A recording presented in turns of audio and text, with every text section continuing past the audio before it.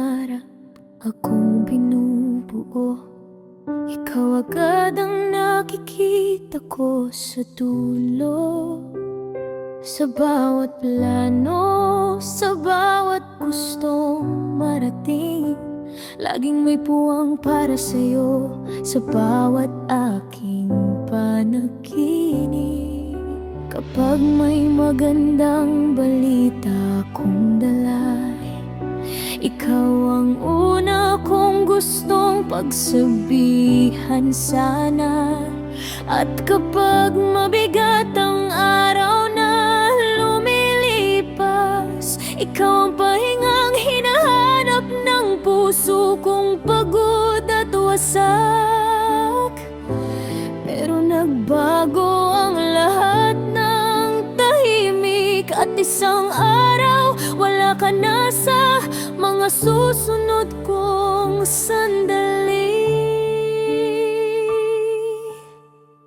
Hindi ka nakasama sa lahat, sa mga umagang dati. Ikaw ang dahilan ng aking pagbangon at pangarap.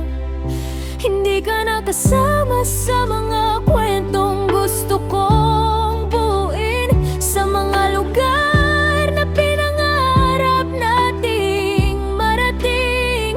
Hindi ka nakasama sa mga susunod na taon, sa mga tagumpay at pagkatalong haharapin ko habang tumatagal ang panahon.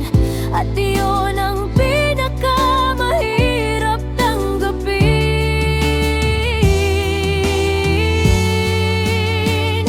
na may kinabukasan akong tatahakin, na wala ka na sa tabi ko, kahit minsan mong naging buong mundo ko.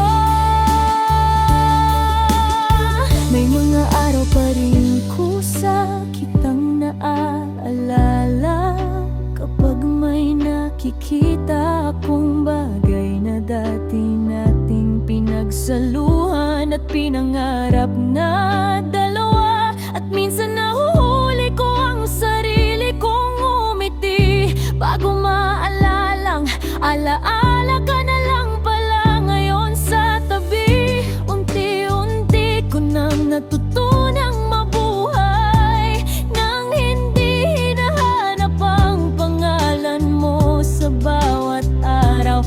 Pero may mga sugat na hindi na siguro mawawala, kahit matagal nang natuyo ang luha.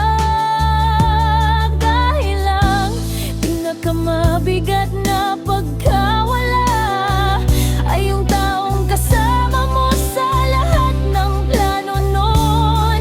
Pero wala na ngayon sa iyong mga susunod na umaga. Hindi ka nakasama sa lahat, sa mga simpleng bagay na dati nating pinapangarap. Hindi ka nakasama sa mga Pasko, kaarawan at tagumpay, na minsan ay akala kong sabay nating haharapin habang buhay. Hindi ka nakasama sa mga susunod na kabanatang ang kwentong minsan ay ikaw ang pangunahing bahagi at pahina. At kahit tanggap ko lang, may bahagi ng puso kong nalulungkot pa rin, sa buhay na kailangan kong ituloy nang wala ka na rin. Minsan naiisip ko, kung ganito rin kaya ang nararamdaman mo, kung may mga pagkakataon din kayang hinahanap mo ako sa mga bagay na dati nating pinagsasaluhan noon. Pero siguro hindi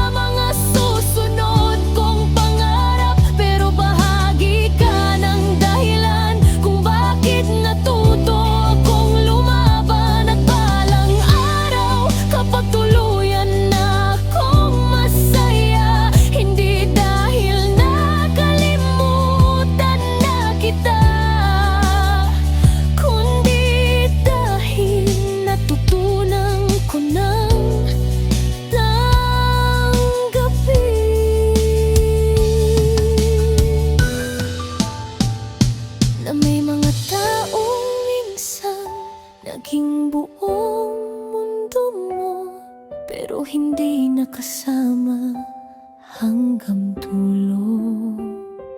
At yun ang masakit na katotohanan. Hindi ka nakasama sa lahat, pero minsan